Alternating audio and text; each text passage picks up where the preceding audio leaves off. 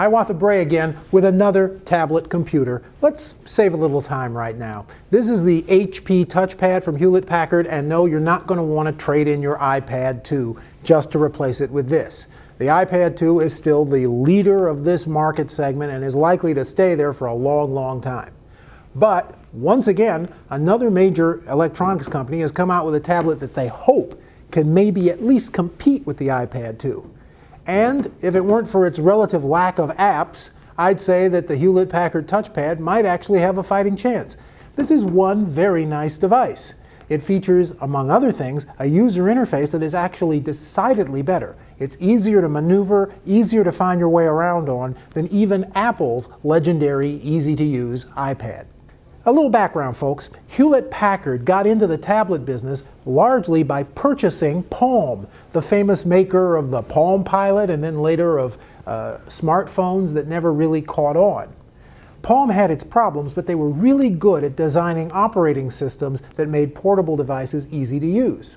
Hewlett-Packard bought Palm and put that software on a tablet, with some improvements, of course, and the results are really quite good. What I love about the touchpad is this wonderful concept that they call cards, where you show the apps as a series of little visual cards that you can scroll across the screen from side to side. You can open multiple apps, have them all open at once in a very easy-to-view format. Even more impressive are the apps that have been designed specifically to run on the touchpad. They take advantage of the Palm operating system to do some really cool graphical things. So, of course, the new HP TouchPad is going to be this huge hit, and it's going to become the next big thing, and Apple's going to have to fight to hang on to its #1 position, right? No, not so much. I'm afraid there are a lot of reasons why this is going to be yet another also-ran in the tablet sweepstakes. Well, for one thing, it just doesn't look as cool. You got the shiny black plastic on the back here instead of the sleek metal of an iPad. One problem is this shows a lot of fingerprints. Also, it's just not as sleek in terms of its physical structure.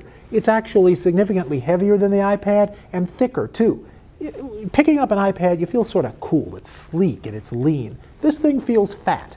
I don't know who would care about that, but if you do care, if you're interested in style, it's just not as stylish as an iPad. Far bigger problem.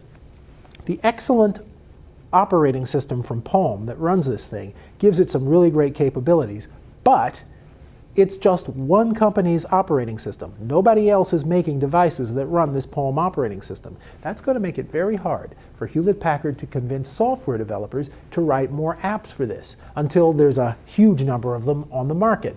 When they've sold a few 100,000, people will want to write apps for them. But they can't sell a few 100,000 until people start writing more apps. They're sort of in a catch-22 situation.